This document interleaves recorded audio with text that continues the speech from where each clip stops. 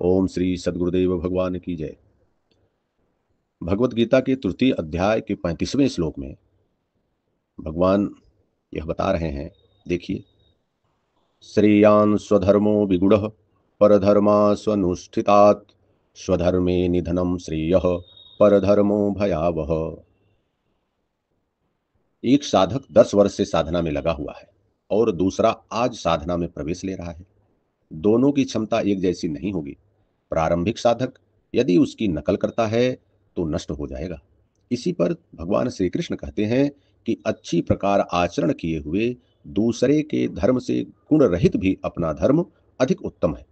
स्वभाव से उत्पन्न कर्म में प्रवृत्त होने की क्षमता स्वधर्म है। अपनी क्षमता के अनुसार कर्म में प्रवृत्त होने से साधक एक न एक दिन पार पा जाता है। अतः स्वधर्माचरण में मरना भी परम कल्याणकारी है। जहां से साधन छूटेगा, शरीर मिलने पर वहीं से पुनः प्रारंभ होगा। आत्मा तो मरता नहीं। शरीर वस्त्र बदलने से आपके बुद्धि विचार बदल तो नहीं जाते।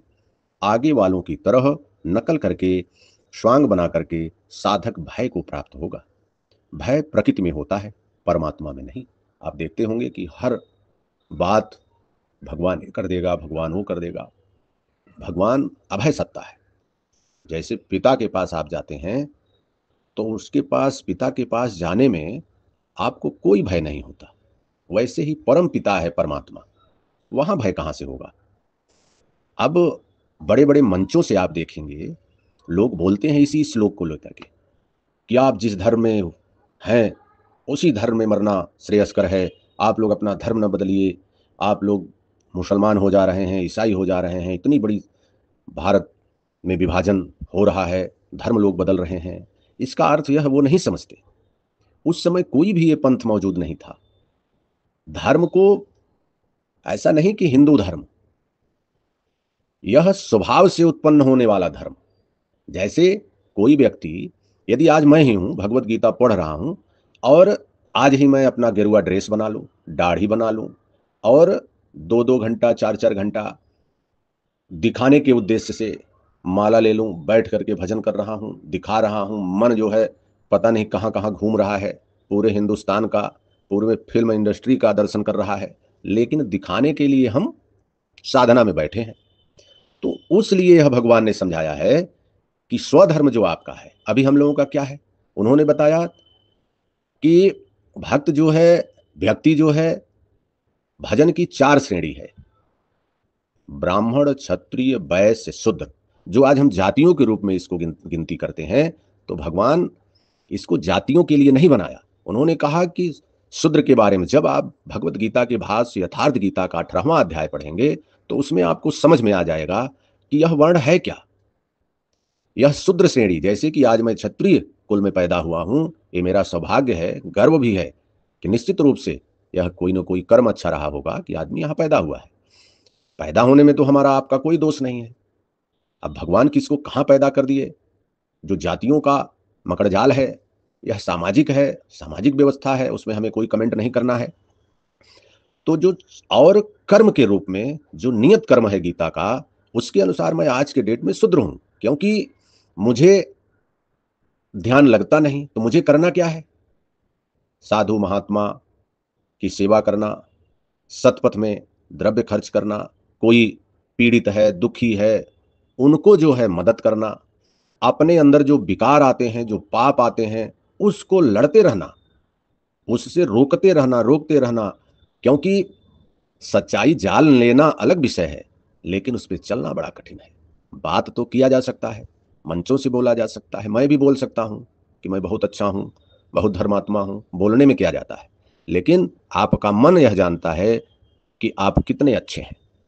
इसलिए इस श्लोक का जो अर्थ है वह बड़ा गूढ़ है। और भगवत गीता निश्चित रूप से जैसे किसी विषय का सिलेबस है, यदि उस सिलेबस को नहीं जान रहे हैं तो आप इस उस परीक्षा को पास नहीं कर पाएंगे। अध्याय 4 का पहला श्लोक आपको पढ़ना होगा। यह सिलेबस है, भगवान द्वारा दिया गया है। अगर इस पथ को, इस सिलेबस के बारे में आप नहीं जानेंगे और इसके तहत आप परीक्षा की तैयारी नहीं करेंगे तो निश्चित रूप से आप जान लीजिए कि आप परीक्षा में उत्तीर्ण नहीं होंगे। और आप अन्य जगहों से पुण्य का अर्जन तो कर ले जाएंगे, लेकिन इतना जान लीजिए कि बिना परीक्षा पास किए सफलता नहीं मिलनी, डिग्री नहीं मिलनी। और यह डिग्री सदगुरु देता है, परम ब्रह्म परमात्मा हमारे प्रभु राम देते हैं। निश्चित रूप से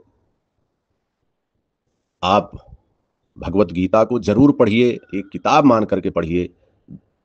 नहीं, व्यक्ति का कल्याण होने वाला नहीं है। आप पढ़ोगे, चाहे वो हिंदू हो, मुसलमान हो, ईसाई हो, बिना इसको पढ़े गारंटी के साथ मैं कह सकता हूं किसी का कल्याण नहीं होने वाला। काफिर की परिभाषा लोग देते हैं, हमारे मन में यही आता है कि कहा गया है कि आत्मा ही सनातन है। आर्य, सनातन, हिंदू, यह सब पर्यायवाची शब्द है।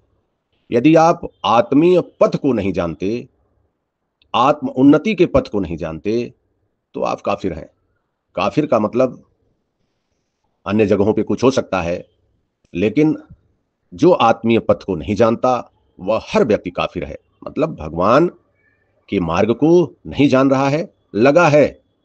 निश्चित रूप से वह कुछ न कुछ अगर आध्यात्मिक काम कर रहा है तो वह लगा है। जिस दिन वह जहां भी वो लगा है, अगर उनसे यह मांगेगा कि भगवान मुझे भक्ति दीजिए, तो जैसे भगवान, जैसे हनुमान जी ने विभीषण को, जैसे अन्य संतों ने, महात्माओं ने, महापुरुषों ने, महात्मा बुद्ध ने, महावीर ने, सब लोगों ने बताया, गुरु गोविंद सिंह साहब ने बताया कि एक परमात्मा का भजन वह राम ही है। भले आज सांप्रदायिक प्रभाव में आकर के कोई अब बौद्धिस्ट है तो वह ओम का जाप करने में उसको अब परेशानी होती है, अब वह चौथा चरण में जाकर के भजन की बात करता है, जबकि भजन को करने का 4 प्रकार बताया गया है: बैखरी, मध्यमा, पश्यंती और परा। बौद्धिस्ट लोग, नव बौद्धिस्ट लोग यह जो है ऊपर के 2 छोड़ देते हैं, नीचे चले आते हैं। आप समझ लीजिए कि बिना क ख लिखे अपना नाम भी नहीं लिख पाएंगे। इसलिए सांप्रदायिक प्रभाव से दूर होकर के जो सत्य है उस सत्य के नजदीक पहुंचिए। भगवान सबका भला करें। ओम श्री सद्गुरुदेव भगवान की जय।